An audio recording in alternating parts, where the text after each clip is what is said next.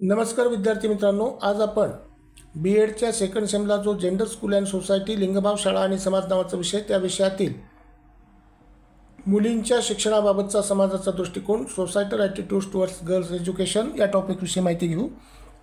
मी प्राध्यापक M R Joshi, M A मेडसेट, श्री शारदा भवन शिक्षण संस्थेचे अध्यापक, महाविद्यालय नांदेड येथे सध्या असिस्टंट प्रोफेसर या पदावर कार्यरत आहे. चला तर पाहूया मुलींच्या शिक्षणाबाबतचा समाजाचा दृष्टिकोन, societal attitudes towards girls education.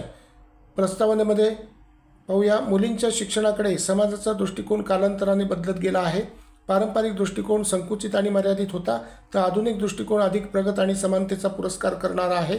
त्यासाठी अनेक घटक कारणीभूत आहेत. आपण समाजाच्या ह्या पारंपरिक आणि आधुनिक दृष्टिकोनांची तुलनात्मक चर्चा करू. आता इथे मी तुलनात्मक चर्चा केलेली आहे. पहिला मुद्दा घेतला आहे शिक्षणाचे महत्त्व. पारंपरिक दृष्टिकोनानुसार शिक्षण हे मुलींसाठी आवश्यक मानले जात नव्हते. मुलींसाठी प्राथमिक शिक्षणच पुरेसे आहे अशी समाजाची धारणा होती.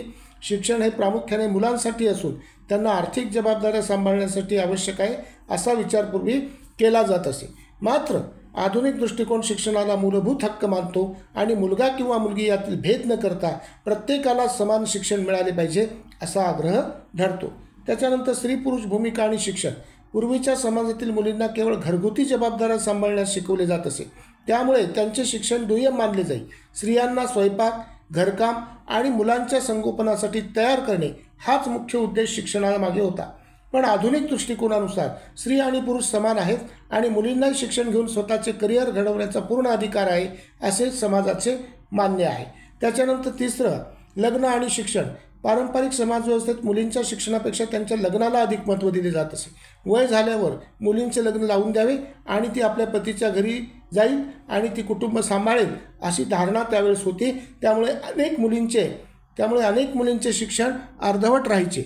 पण आधुनिक काळात शिक्षण हे मुलींच्या स्वावलंबनाचे साधन आहे हे आता ओळखले गेले आहे.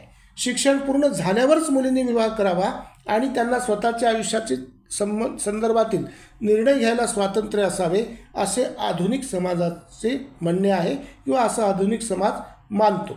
त्याच्यानंतर आर्थिक दृष्टिकोन. पारंपरिक विचारसरणीनुसार मुलींना शिक्षण दिले तरी त्याचा आर्थिक लाभ कुटुंबाला मिळत नाही, त्यामुळे त्यांच्यावर जास्त खर्च करणे व्यर्थ मानले जात असे. याउलट आधुनिक समाज शिक्षणाने मुली स्वावलंबी होतात आणि आपल्या कुटुंबाला आर्थिक आधार देऊ शकतात असा दृष्टिकोनाचा स्वीकार करतो. शिक्षणामुळे मुली डॉक्टर, अभियंते, शिक्षक, प्रशासक किंवा उद्योजक होऊ शकतात, ज्यामुळे कुटुंब आणि समाज दोघांची प्रगती होते. त्याच्यानंतर सामाजिक आणि सांस्कृतिक विचार. पारंपरिक समाजात असे मानले जात होते की जास्त शिकल्याने मुली स्वयंपूर्ण होतील आणि पारंपरिक कुटुंब संस्थेचे विघटन होईल. शिक्षणाने स्त्रिया स्वतंत्र विचार करू लागतील आणि त्यांच्या विवाह आणि जीवनशैलीबाबत त्या स्वतः निर्णय घेऊ लागतील ही भीती त्यावेळेस होती. मात्र आधुनिक विचारधारेत शिक्षणामुळे समाज प्रगत होतो आणि समानतेची संकल्पना रूढ होते असे आता मानले जाते. शिक्षणाच्या संधी. पारंपरिक समाजात मुलींना शिक्षणासाठी मर्यादित संधी होती किंवा संध्या होत्या. मुलींना फक्त प्राथमिक शिक्षण दिले जात असे, तर उच्च शिक्षण त्या काळात मुलांनाच दिले जात होते. मात्र आधुनिक युगात मुलींना शिक्षणाच्या समान संधी उपलब्ध करून देण्यासाठी अनेक सरकारी योजना आणि धोरणे राबवली जातात. बेटी बचाओ बेटी पढाओ योजना, सुकन्या समृद्धी योजना, कस्तुरबा गांधी बालिका विद्यालय योजना यासारख्या योजनांमुळे मुलींना शिक्षणाच्या संधी आता वाढलेल्या आहेत. शिक्षणाचा उपयोग. पूर्वी मुलींना शिक्षण देण्याचा उद्देश केवळ घरगुती व्यवहार अधिक चांगल्या पद्धतीने त्यांना आले पाहिजेत आणि घर सांभाळण्यासाठी केला जात होता. त्यांना स्वयंपाक, शिवणकाम आणि मुलांचे संगोपन याबाबत शिक्षणामध्ये प्राथमिक ज्ञान दिले जात असे. पण आधुनिक काळात शिक्षण हे आत्मनिर्भरता, आर्थिक स्थैर्य आणि निर्णय क्षमता वाढवण्यासाठी आवश्यक मानले जाते. शिक्षणामुळे मुलींना आत्मविश्वास मिळतो आणि त्या स्वतःचे भविष्य स्वतः घडवू शकतात. समाजातील योगदान. 8वा मुद्दा. पारंपरिक दृष्टिकोनानुसार मुलींचे योगदान फक्त कुटुंबापुरतेच मर्यादित होते. शिक्षण घेतल्यानंतरही त्यांना फक्त गृहिणी म्हणून भूमिका पार पाडावी लागत असे.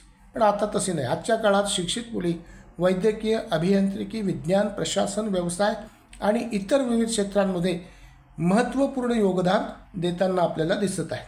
शासन आणि कायदे. पूर्वी शिक्षण वैयक्तिक निवड म्हणून मानले जात असे आणि त्यावर कोणतेही कायदेशीर बंधन नव्हते. त्यामुळे मुलींच्या शिक्षणाला अनेक प्रकारच्या मर्यादा त्या काळात होत्या. पण आता शिक्षण प्रत्येक व्यक्तीचा हक्क मानला जातो आणि त्यामुळे भारत सरकारने शिक्षण हक्क कायदा RT ॲक्ट 2009 लागू केला आहे, ज्यामुळे 6 ते 14 वयोगटातील सर्व मुलींना मोफत शिक्षण देण्यात येते.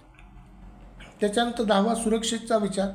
पूर्वी पालक मुलींना शिक्षणासाठी दूर पाठवायला घाबरत असत, कारण त्यांची सुरक्षा हा मोठा प्रश्न त्यांच्यापुढे होता. शाळांमध्ये मूलभूत सुविधा आणि सुरक्षिततेची सोय नसल्याने अनेक मुलींचे शिक्षण अर्धवटच थांबत असे. पण आता सरकार आणि स्वयंसेवी संस्था या संदर्भात कार्यरत असून शाळांमध्ये सुरक्षित वाहतूक, स्वच्छतागृहे आणि पोषण आहाराच्या सुविधा पुरवण्यात येत आहेत. तर निष्कर्ष असा आहे, पारंपरिक दृष्टिकोनानुसार मुलींचे शिक्षण हे दुय्यम मानले जात असे, तर आधुनिक दृष्टिकोन शिक्षणाला मूलभूत हक्क मानतो. शिक्षण हे मुलींच्या सशक्तीकरणासाठी, स्वावलंबनासाठी आणि सामाजिक आर्थिक प्रगतीसाठी महत्त्वाचे साधन आहे. शिक्षणामुळे महिलांचे अधिकार वाढतात आणि समाज अधिक प्रगत व समता अधिष्ठित होतो. धन्यवाद. सबस्क्राईब करा, शेअर करा. थँक्यू.